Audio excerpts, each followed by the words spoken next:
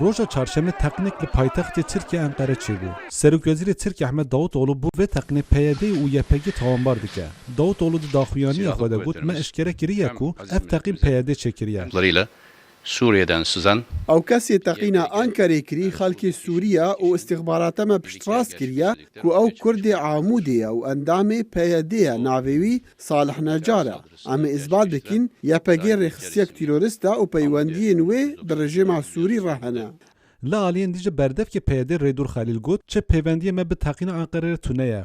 Tepkiliya me li vê teqîna Gogul Enqereyê çê nebûye. Sînorê melge dewleta Tirkiye hêzî 60 kilometr bi bin kontrola me de ye ji aliyê Rojavayê Kurdistanê.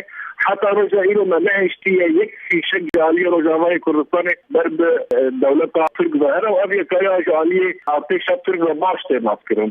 Endamekî me di navê Salih Necar tune ye wekû yekîneyên parastina YPG hemû nav jî nakin. Serokkomarê Tirkiye Recep Tayyip Erdoğan ji di daxuyaniya xwe de PYD bû teqîna Enqereyê tawanbar kir. Çünkü bu işin Wisa diyare ku ew kesên teqîna Enqere kirî peywendî wan hundir û derveyê Tirkiye hene. Desthilatdarên PYD û YPG dibêjin çi peywendiyên wan bi teqîna Enqere tune ye. Berê Wezareta Hundir û İstihbarata me ispat kiriye ku ew peqîne PYD çêkiriye. Berpirsê PYD'yê Herêmê Kurdistanê Xerîb Heso dibêje çi bûyerê li Tirkiye bi qewme Kurd ji bo yê tê tawanbar kirin. Yani her tiştekî di Türkiye'de dibe ama yekser Kurda ittiham dike. Dervî Kurd tu kesî din ittiham nake. Pêşketinê ku di Rojava de çê dibe li kêrî Türkan nê. Li kêrî opozisyona şûfînî teror nê.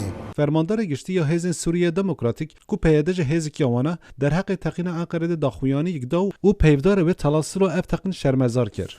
بالأمس حصل هجوم استهدف المدنيين بأنقرة. ام وکه هیزن سوریا دموکرات و ارشه بتوندی شرمزار دکین. ام بانگل و هیزا کوف کریارا نمرواتی انجام دای دکین هر کی به بلاوان کارن تروری راوستینه. Desthilatdarên Tirkiye bû teqîna Enqere PYD û YPG tawanbar dikin û dibêjin em ê bû hemû hêzê xwe ceba bidî. Li aliyên din ji desthilatdarên YPG û PYD vê red dikin û dibêjin devletê Tirk dixwaze vê teqînê bike hêcet û êrişan li ser PYD çêke. Mustafa Acar, Dengê Amerîka.